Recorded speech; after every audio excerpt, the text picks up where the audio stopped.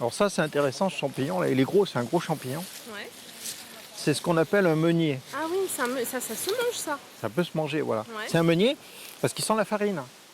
Pour découvrir les champignons, rien de tel qu'un spécialiste. Michel Ardillet est membre de la Société mycologique du Limousin. Il accompagne ce groupe dans la forêt d'Épagne. On avait vraiment envie de découvrir pour pouvoir être en mesure de les dissocier, les découvrir et pouvoir par nous-mêmes après aller à la recherche. Avec ses 450 hectares, cette forêt de l'Est de la Haute-Vienne est un vaste terrain d'exploration.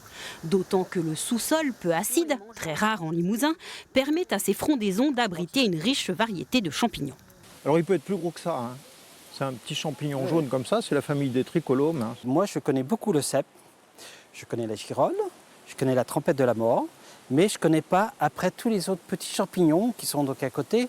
Donc il y a les champignons comestibles, mais il y en a aussi qui ne sont pas comestibles. De retour de la récolte, on fait le bilan.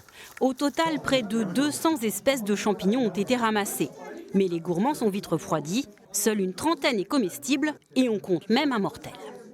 Il n'y a pas de critères, de généralité pour dire qu'un champignon est toxique ou pas toxique. Donc il faut le connaître un par un. Et là, il faut apprendre un par un chaque champignon en fait. Grâce à cette sortie mycologique, les cueilleurs du dimanche en ont appris un peu plus et repartent avec une consigne. Quand on ne connaît pas, on ne mange pas.